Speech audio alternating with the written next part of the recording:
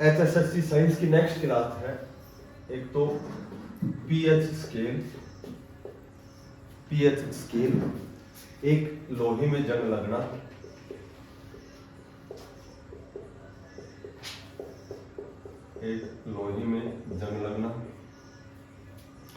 उसके बाद है एक क्वेश्चन आता है कि सुचालक और कुचालक। सुचालक और कुचालक क्या होते हैं?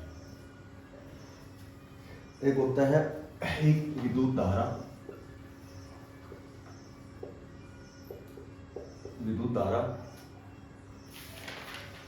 उसके बाद रंगों से संबंधित, उसके बाद कोशिका,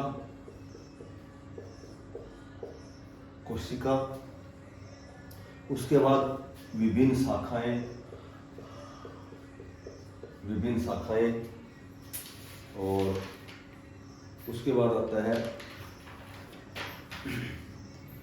दृष्टि दोष।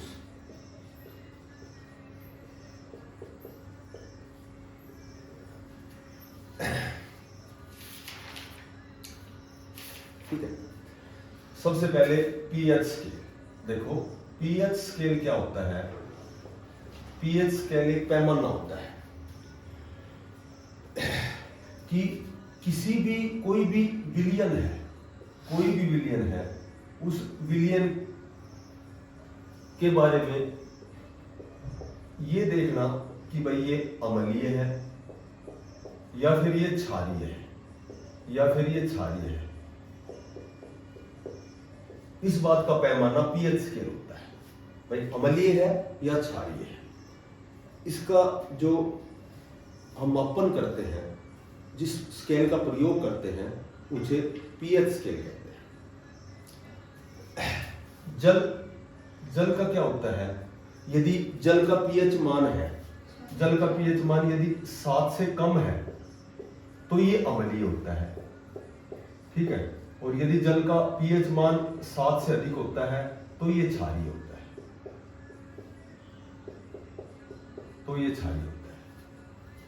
पीएच स्केल पे देखा जाता है जल कि 7 से कम है तो वो अम्लीय है जल, और यदि 7 से अधिक है तो वो क्षारीय है, ठीक है। समुद्री जल जो होता है, समुद्र जिसमें नमक ज्यादा होता है, समुद्री जल जो होता है उसका पीएच मान 8.4 होता है।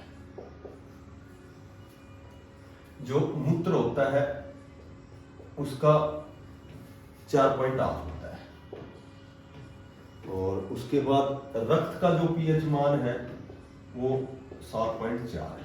मोटी बात यह है, 7 से अधिक वाला क्षारीय होगा, 7 से कम वाला अम्लीय होता है। उसके बाद दूध अम्लीय होता है 6.4, शराब का 2.8 होता है, और सिरका का 2.4 होता है। तो पीएच, यदि इसका पीएच मान पूछा जाएगा तो ये याद करना है। उसके बाद सबसे पहले अम्ल देखो, अम्ल क्या होता है?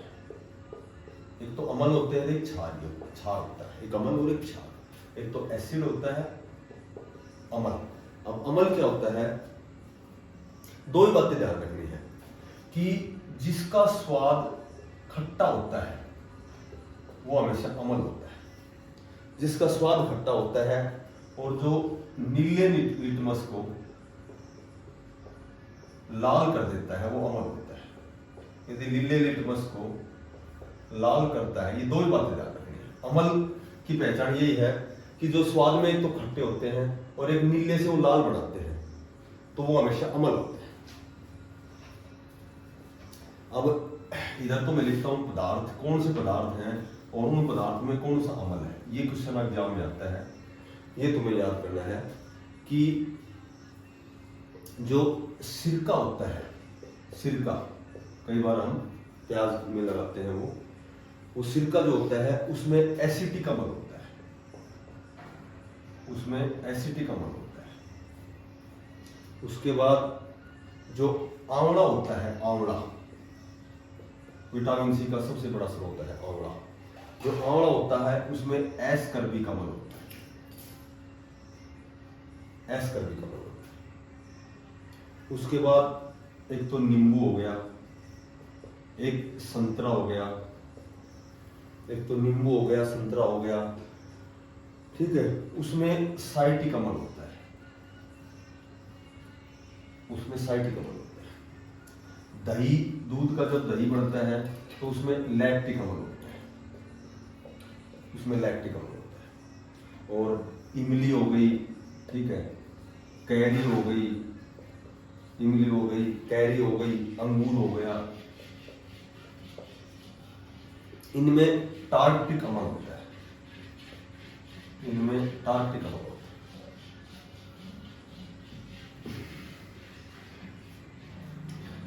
एक इंपोर्टेंट क्वेश्चन है कि जो फल होते हैं उन फलों के रस को सुरक्षित रखने के लिए किस अम्ल का प्रयोग होता है? सुरक्षित रखने के लिए कौन से अम्ल का प्रयोग किया जाता है? तो वो होता है फार्मिक अम्ल। फार्मों में होता है वो फार्मिक अम्ल का प्रयोग करके हम फलों के रस को सुरक्षित रख सकते हैं। और जो जितने भी खाद्य पदार्थ होते हैं, खाने वाले जो खाद्य पदार्थ होते हैं, उनकी सुरक्षा हम कौन से उससे अमल से करते हैं? यानी कि उनका जो परिरक्षण है, रक्षण मानी रक्षा करना, चार ओर से उसकी रक्षा करना, मोटी बात है। उनको उनकी रक्षा कैसे कर सकते हैं, कैसे बचा सकते हैं? तो उसके लिए कौन सा अम्ल होता है? बेंजाइक अम्ल होता है, वो बेंजाइक अम्ल होता है। और जो संचालित जो बैटरियां होती हैं, संचालित जो बैटरियां होती हैं, उन बैटरियों में कौन से अम्ल का प्रयोग होता है? सल्फ्यूरिक अम्ल होता है, उनमें सल्फ्यूरिक अम्ल होता है। और जो सेब होती है, सेब में कौन सा अम्ल होता है? तो होता है मेलिक अम्ल, सेब में मेलिक अम्ल होता है। और एक सबसे इंपॉर्टेंट क्वेश्चन है कि जितने भी सोडा वाटर की बोतल होती है, सोडा वाटर होता है, या फिर कह सकते हैं कि कोल्ड ड्रिंक्स होती हैं,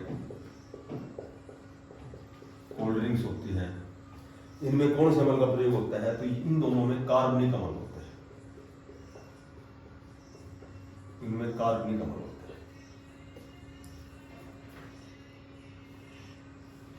ठीक है। इसके बाद ये तो हो गया अम्ल। और अब होते हैं क्षार। क्षार क्या होते हैं? क्षार होते हैं, एक तो वो तो खट्टे होते थे और ये स्वाद में कड़े होते हैं। जो कड़े होते हैं, कड़े लगते हैं, उनमें वो क्षारी होते हैं। वो तो नीले को लाल करते थे, और ये लाल लिटमस है, उससे उल्टा होता है। लाल जो लिटमस होता है उनको नीला करते हैं। इसमें ये दो बातें याद रखनी है। इसमें ये ध्यान रखना है कि कौन से ऐसे पदार्थ हैं और जिनमें कौन सा क्षार है। ठीक है। तो पदार्थ जैसे एक तो चुनने का पानी हो गया। चुनने का जो पानी होता है, चुनने का जो पानी होता है उसमें कैल्शियम हाइड्रोक्साइड, कैल्शियम हाइड्रोक्साइड होता है, ये क्षार होता है। उसके बाद जो साबुन होती है, क्षारी होती है। साबुन जो होता है उसमें पोटेशियम, उसमें पोटेशियम हाइड्रोक्साइड होती है। और एक अभी क्वेश्चन आया था, शायद हरियाणा कंडक्टर में आया था ये, कि खिड़की जो है, खिड़की का जो हम कांच साफ करते हैं, खिड़की का कांच साफ करते हैं, उसमें कौन सा क्षारी होता है, कौन सा क्षारक होता है? तो उसमें होता है अमोनिया हाइड्रोक्साइड। साफ करने के लिए, कांच साफ करने के लिए किस क्षारक का प्रयोग किया जाता है? तो उसमें होता है अमोनिया हाइड्रोक्साइड। अम्लीय और क्षारीय में इससे बाहर कोई क्वेश्चन नहीं आएगा। Ammonia hydroxide. ठीक है, अब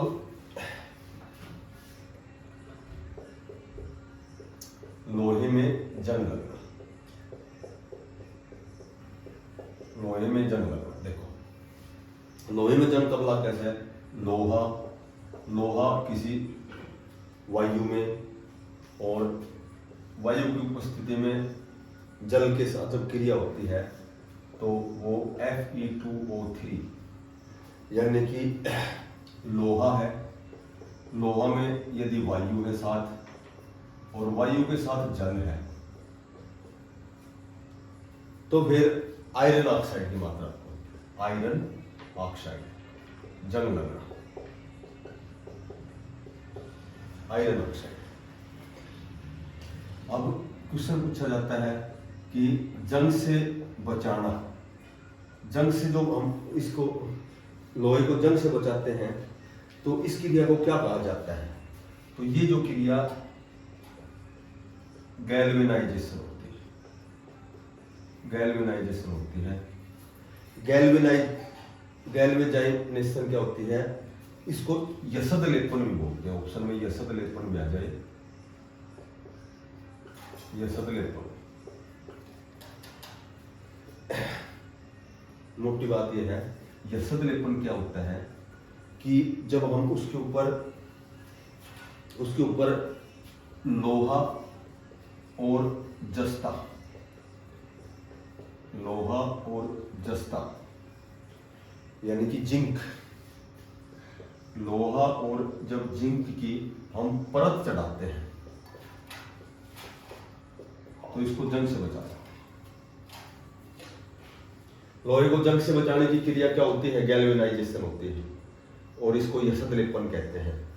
और ये क्या होता है, ये होता है लोहे के ऊपर जब हम लोहा और जस्ता की कोई परत चढ़ा देते हैं तो इसको हम जंग से बचा सकते हैं।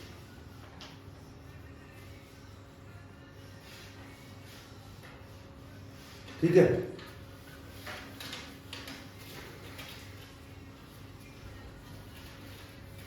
उसके बाद सबसे इंपॉर्टेंट क्वेश्चन है कि कोई चीज सुचालक क्या होती है।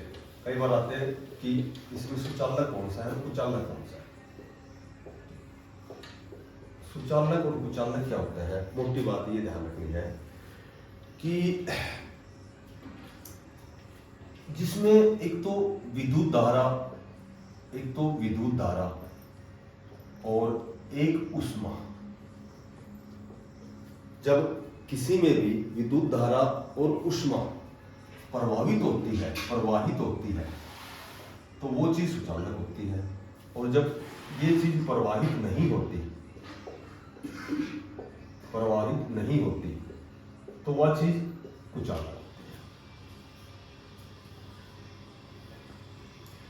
सुचालक क्या क्या होता है, एक तो होता है कि तांबा यानी कि कॉपर, ये सुचालक होती है। इस तांबे में से विद्युत धारा भी आराम से चली जाती है, प्रभावित होती है उष्मा भी। ठीक है, तांबा हो गया। एक एल्यूमिनियम हमेशा सुचालक होती है, एल्यूमिनियम हो गया।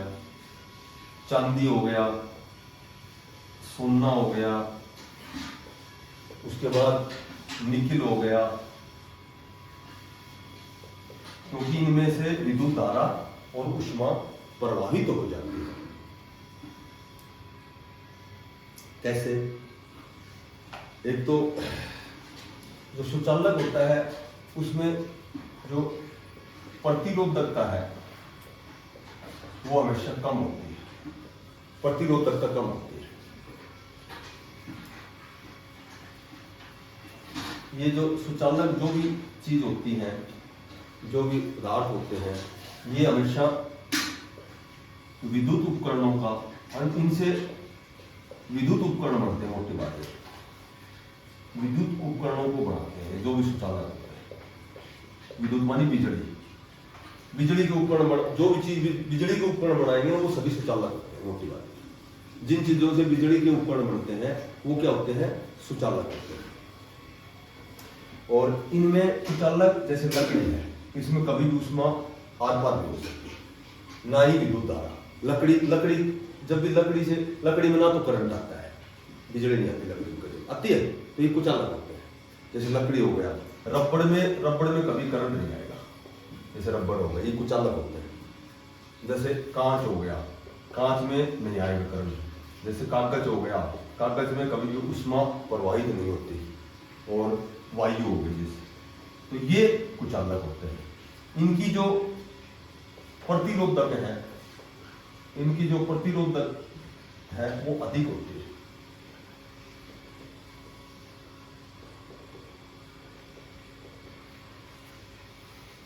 अच्छा, इनसे कुचालक ऐसे हैं जिनसे बिजली का कोई भी उपकरण नहीं बनाया जाता। इनसे बिजली का उपकरण नहीं बनाया जाता। जिनसे बिजली का उपकरण नहीं बनाया जाता, ठीक है, जिनमें प्रकाश नहीं जाता, जिनमें ऊष्मा नहीं जाती, जिनमें विद्युत धारा नहीं जाती, वो सभी कुचालक होते हैं। और बिजली के उपकरण बना सकते हैं, वो सभी सुचालक होते हैं।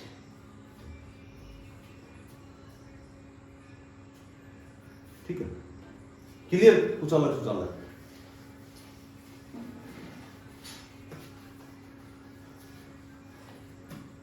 अब विद्युत धारा, ये इंपॉर्टेंट टॉपिक है। विद्युत धारा इलेक्ट्रिसिटी होती है, ये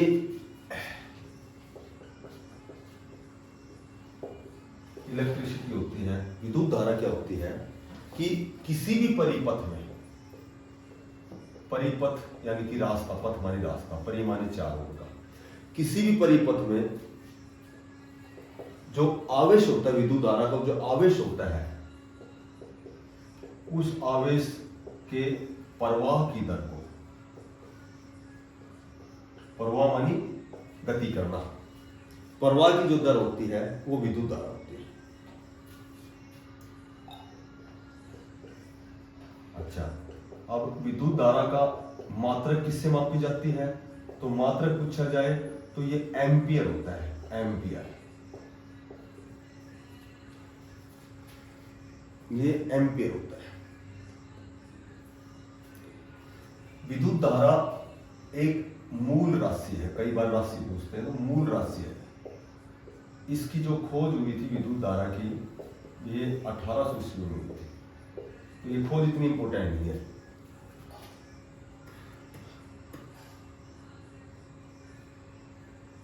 अच्छा,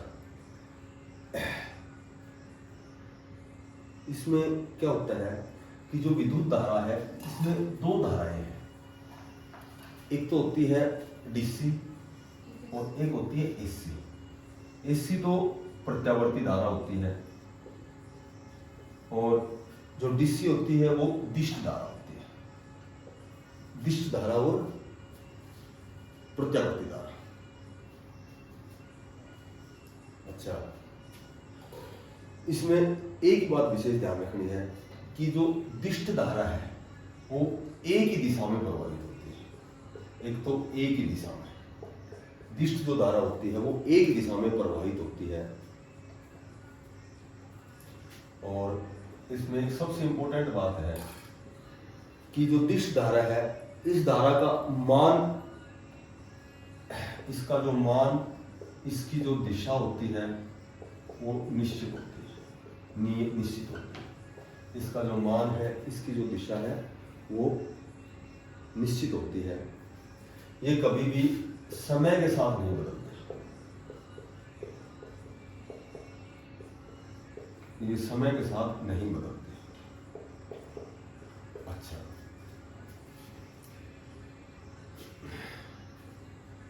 अब इसमें जो एसी जो होती है, इसकी जो दिशा है, ठीक है, और इसका जो मान है वो समय के साथ बदल जाता है।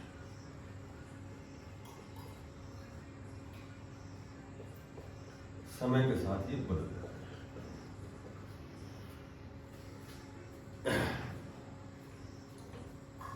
अब इसका प्रयोग कहाँ कहाँ होता है? इसका प्रयोग होता है एक तो ट्रांसफार्मर में, एसी का प्रयोग ट्रांसफार्मर में होता है, एक बिजली के घरों में और इमारतों के प्रयोग में। इमारतों का जब हम प्रयोग करते हैं, इमारतों में इसका इसी का प्रयोग होता है। इमारतें जब हम बनाते हैं या फिर बिजली घर हैं, बिजली घरों में इसी का प्रयोग होता है।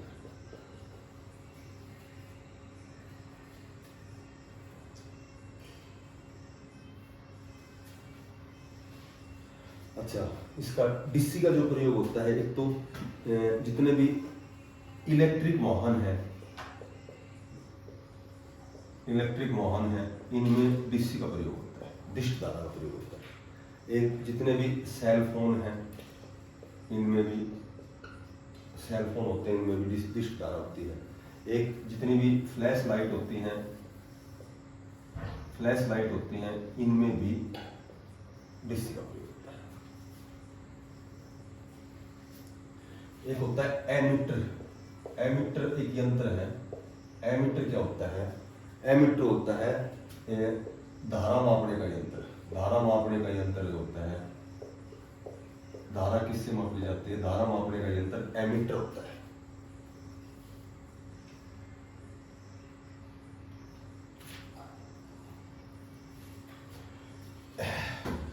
जो प्रतिरोध होता है, प्रतिरोध होता है, इस प्रतिरोध का कई बार प्रतिरोध का मात्रक पूछते हैं। प्रतिरोध का मात्रक जो होता है वो ओम होता है। ओम होता है, इसको ऐसे रिप्रेजेंट करते हैं, ये होता है सिंबल इसका।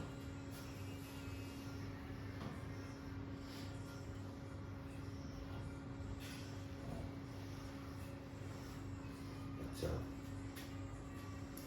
बेटा, दो इसको समझ आ गई?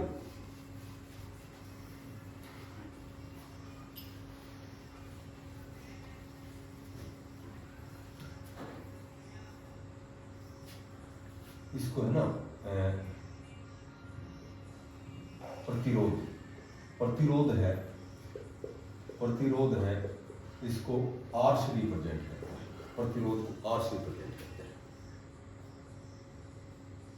रेजिस्टेंस होता है,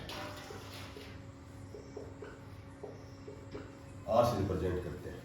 एक आर प्रतिरोध, प्रतिरोध का जो एक बार विमीय सूत्र पूछा था, तो प्रतिरोध का विमीय सूत्र क्या होता है? प्रतिरोध का विमीय सूत्र होता है Ml2 T3 और A-2। प्रतिरोध R बराबर V बटा I होता है। R प्रतिरोध होता है, V विभवांतर होता है और I एम्पियर होता है। विद्युत धारा का मात्रक एम्पियर, ये विभवांतर होता है और ये R प्रतिरोध होता है। ठीक है, तो ये सूत्र बन जाएगा, इससे तीनों सूत्र बन जाएंगे। यदि एक याद हो गया तो R बराबर V बटा I, इसको R पर गुणा करेंगे, V को 1 से करेंगे, V बराबर R I। ठीक है, यदि I निकालेंगे तो V बटा R, ये R यहाँ अपोन में जाएगा, इससे बन जाएंगे। V होता है विभवांतर होता है, R एम्पियर होता है और R प्रतिरोध होता है।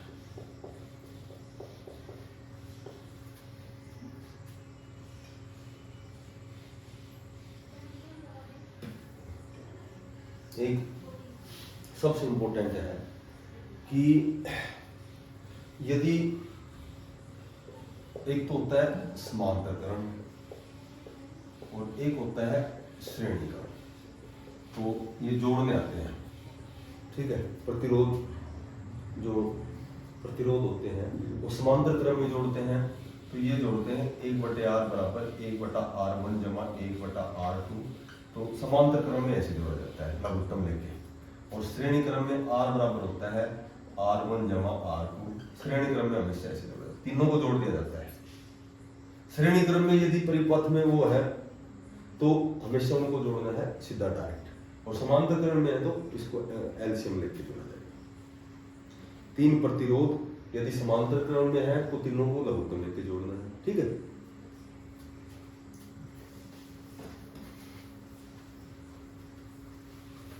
उसके बाद जो विद्युत धारा होती है, इसका हम पता लगाते हैं। विद्युत धारा होती है, इसका पता लगाया जाता है गैल्वेनोमीटर से। इनका पता लगाते हैं गैल्वेनोमीटर से, इससे पता लगाया जाता है। जो हीटर होता है, वो हीटर का जो तार है, हीटर का तार किससे बना होता है? तो हीटर का तार नाइक्रोम से बना होता है, नाइक्रोम से। डायनमो काम करता है, जो डायनमो है वो काम करता है, ये करता है विद्युत चुंबकीय प्रेरण से।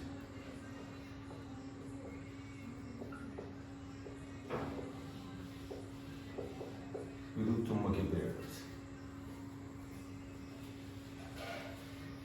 एक जो किलो वाट जो घंटा है, ये एक बार एग्जाम में पूछा गया है, ये होता है 3.6 गुणा 10 की पावर 6 जूल, इसके बराबर होता है।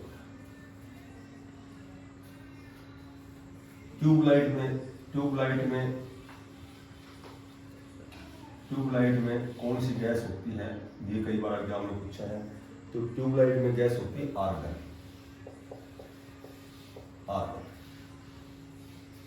जो विद्युत बल्ब है, विद्युत बल्ब का जो तंतु है, ये किसका बना होता है? ये टंगस्टन का।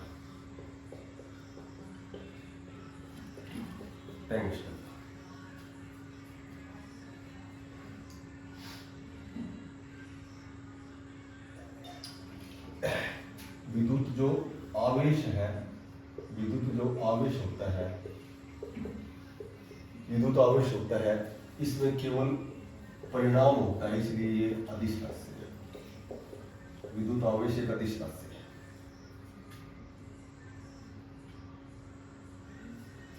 विद्युत आवेश का जो मात्रक होता है वो कूलाम होता है,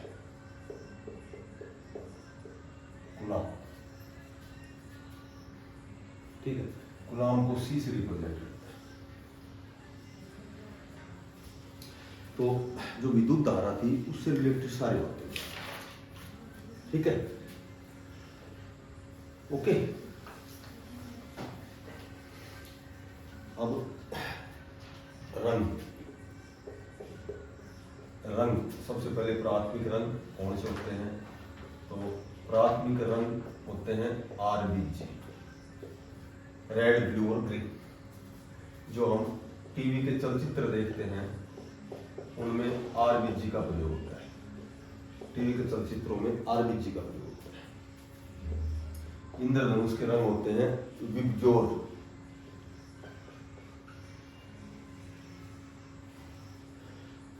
वायलेट, बैंगनी, Indigo, blue, green, yellow, orange और रेड। जो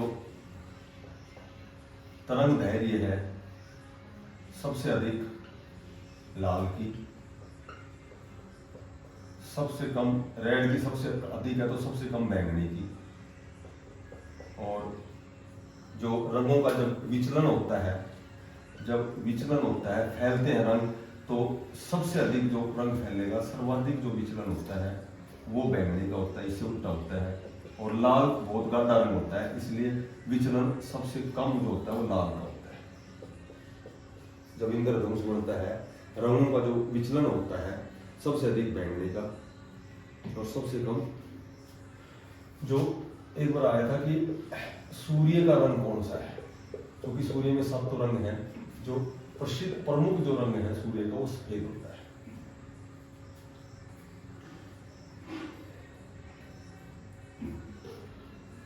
प्रथम रंग वो होते हैं जो हमें, जो ये क्या बोलते हैं, जो प्रकाश से प्राप्त होते हैं वो RBG होते हैं। और पेंटिंग से जो प्राप्त होते हैं, जिनसे हम पेंटिंग करते हैं, वो द्वितीय किस्म के रंग होते हैं। बाकी बच गए वो सारे द्वितीय रंग RBG को छोड़ के।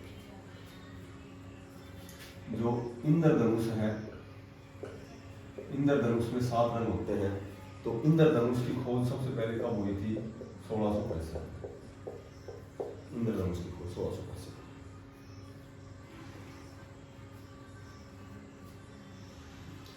जो उत्तल लेंस होता है, उत्तल लेंस होता है, जो उत्तल लेंस होता है इसकी जो क्षमता होती है हमेशा वो पॉजिटिव होती है, धनात्मक होती है।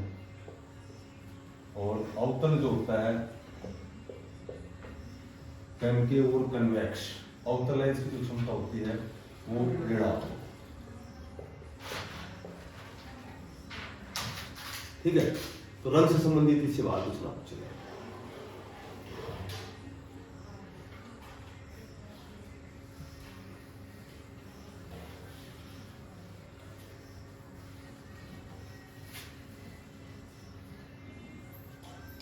उसके बाद बच गया हमारा कोशिका। कोशिका की खोज सबसे पहले किसने की थी? रॉबर्ट हुक ने की थी 1665 में। किस पर की थी? मटर के पौधे पर की थी। किस पे? कारक का, अच्छा उस पर। कोशिका क्या होती है? कोशिका होती है कि जीवन की कार्यात्मक इकाई होती है, संरचनात्मक एवं कार्यात्मक जो इकाई होती है वो कोशिका होती है, सेल, कोशिका।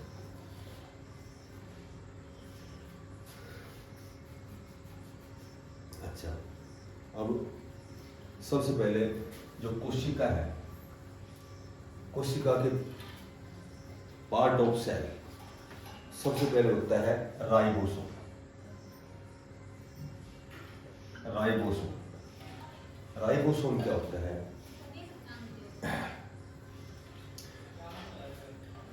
ये प्रोटीन का संश्लेषण करता है। राइबोसोम प्रोटीन का संश्लेषण करता है। हमेशा कोशिका में से क्वेश्चन आता है कि कोशिका का कौन सा अंग प्रोटीन की फैक्ट्री के नाम से जानते हैं? तो प्रोटीन की जो फैक्ट्री है वो राइबोसोम होती है। अच्छा, उसके बाद आती है कि कोशिका माइटोकॉन्ड्रिया। माइटोकॉन्ड्रिया, माइटोकॉन्ड्रिया क्या होती है? इसमें एक तो डीएनए, डीऑक्सीराइबो और न्यूक्लिक अम्ल, एक आरएनए, ठीक है, और उसके बाद ये राइबोसोम पाए जाते हैं। तो सीधी सी बात है, राइबोसोम अगर माइटोकॉन्ड्रिया में है तो प्रोटीन का संश्लेषण तो ही करता है, ठीक है। इसको कोशिका का ऊर्जागर कहते हैं। इसको कोशिका का ऊर्जागर किसको कहते हैं? इसको हिंदी में सूत्रकणिका बोलते हैं, माइटोकॉन्ड्रिया। उसके बाद कोशिका में होता है जीव द्रव्य। जीव द्रव्य, जीव द्रव्य क्या होता है कि ये जीव द्रव्य कोशिका की झिल्ली में पाया जाता है। कोशिका की झिल्ली में पाया जाता है। कोशिका की झिल्ली में जीव द्रव्य पाया जाता है। उसके बाद आता है लाइसोसोम।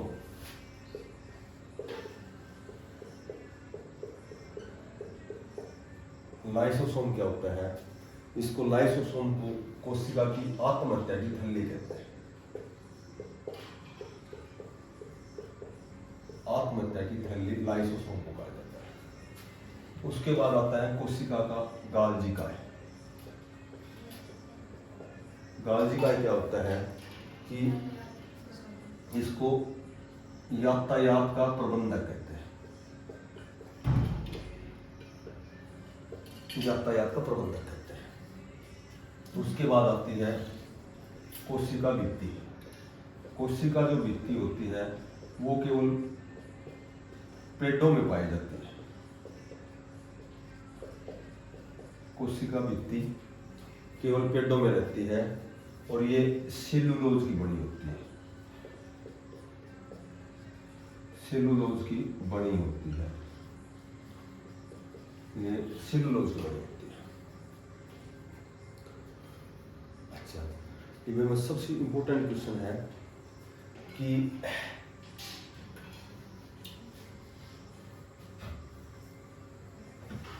सबसे जो छोटी कोशिका कौन सी है? सबसे छोटी कोशिका कौन सी होती है? तो ये माइक्रोप्लाज्मा है। माइक्रोप्लाज्मा है। एक तो एक कोशिकीय होती है ये, माइक्रो जो प्लाज्मा है एक कोशिकीय होती है। और ये जो माइक्रोप्लाज्मा है ये बिना ऑक्सीजन के जीवित रहते हैं, बिना ऑक्सीजन के जीवित। अब पूछेंगे कि माइक्रोप्लाज्मा में क्या नहीं होता, तो ऑप्शन में ऑक्सीजन नहीं होता। ठीक है। अब एक बढ़िया क्वेश्चन होता है कि जो मानव है, अब मानव की क्योंकि मानव तो ऑक्सीजन लेता है, तो मानव की सबसे छोटी कोशिका कौन सी?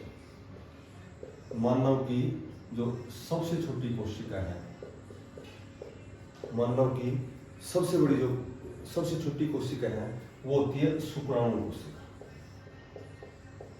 शुक्राणु कोशिका होती है।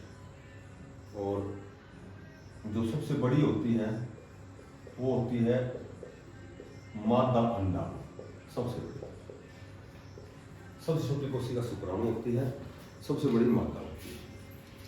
और वैसे जैसे सबसे छोटी माइक्रोप्लाज्मा है, तो सबसे बड़ी शुतुरमुर्ग का अंडा, शुतुरमुर्ग का अंडा सबसे बड़ी कोशिका होती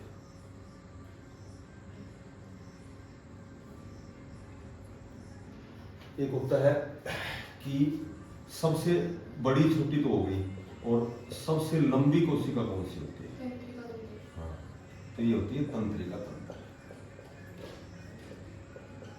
सबसे लंबी होती है तंत्रिका तंत्र।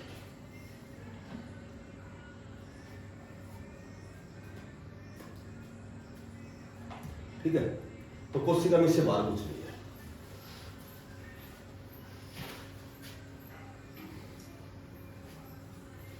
उसके बाद शाखाएं। अब शाखाएं सबसे पहले तो मधुमक्खी का पालन, मधुमक्खी पालन, ये तो हो गई एपीकल्चर। एपीकल्चर हो गया। फिर उसके बाद रेशम कीट का अध्ययन, रेशम जो कीट का अध्ययन होता है वो सेरीकल्चर हो गया।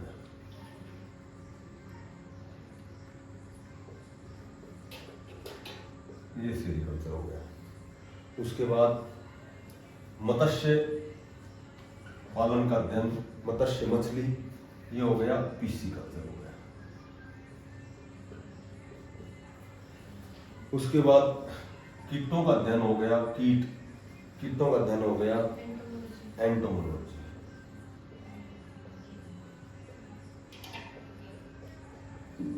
एंटोमोलॉजी हो गया। उसके बाद फूलों का अध्ययन हो गया, फूलों का अध्ययन हो गया एंथ्रोलॉजी। एंथ्रोलॉजी हो गया। उसके बाद में पक्षियों का अध्ययन हो गया, पक्षियों का अध्ययन हो गया ऑर्निथोलॉजी हो गया।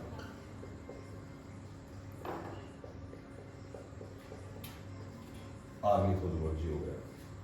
और उसके बाद जो मुर्गी पालन है, ये पोल्ट्री होते हैं, पोल्ट्री।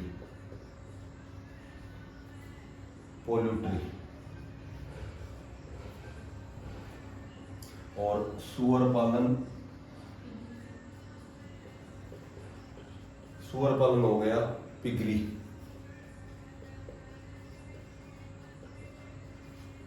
हो गया।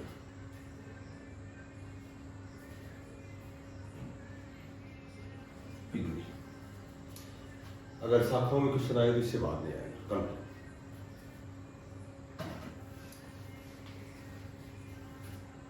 उसके बाद दृष्टि दोष होते हैं। दृष्टि दोष,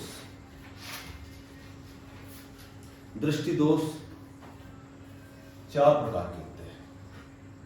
एक तो हो गया निकट दृष्टि, निकट दृष्टि हो गया, एक दूर दृष्टि हो गया,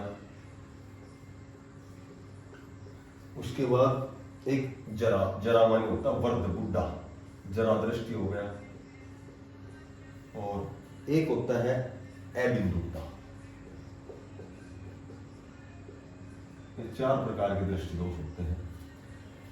सीधी सी बात है, दूरदृष्टि में दूरदृष्टि होता है, निकट दृष्टि, जो निकट दृष्टि होता है उसमें दूर की वस्तु नहीं दिखती, और दूरदृष्टि होता है उसमें निकट की नहीं दिखती।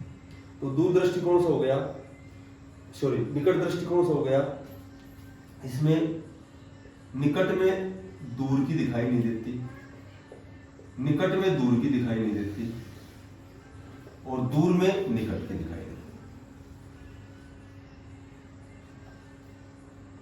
निकट की दिखाई नहीं देती। बस ऐसे याद रहेगा, उल्टा याद रहेगा। निकट में दूर की नहीं दिखेगी, दूर में निकट की नहीं दिखेगी, सीधी सी बात है। और जो जरा जो वृद्ध हो जाता है, बुढ़ा हो जाता है, तो उसे न तो दूर की दिखती, न दूर की और न पास की, दोनों दिखाई नहीं देती। और जो अबिंदुता होती है, तो उसमें सीधी या आडी तिरछी कोई भी रेखा उसको समझ में नहीं आती। इसको एक तो ऊर्ध्वाधर बोलते हैं या फिर क्षितिज। सीधी और तिरछी दोनों जो रेखाएं होती हैं, दोनों प्रकार की जो रेखाएं हैं, उनमें ये समझ नहीं कर सकता कि ये रेखा कैसे खींची गई।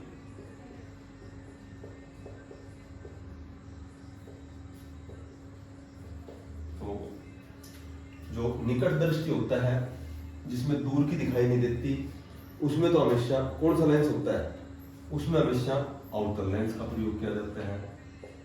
और दूर दृष्टि में नजदीक की दिखाई नहीं देती, उसके लिए उत्तर लेंस का प्रयोग होता है। और इसके लिए कौन सा, जरा दृष्टि के लिए इसमें द्विफोकसीय, 2 फोकसीय, द्विफोकसीय लेंस का प्रयोग किया जाता है। और इसमें अबिंदुता, जिसमें रेखाओं के बारे में नहीं पता लगता उसको, तो उसमें बेलनाकार लेंस।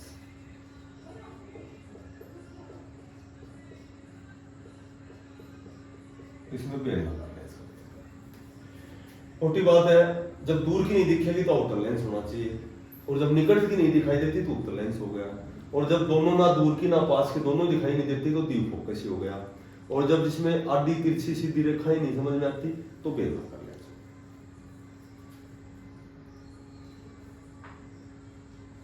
ठीक है, क्योंकि उत्तर लेंस की जो क्षमता होती है वो धनात्मक होती है, और अवतल की अवश्य ऋणात्मक।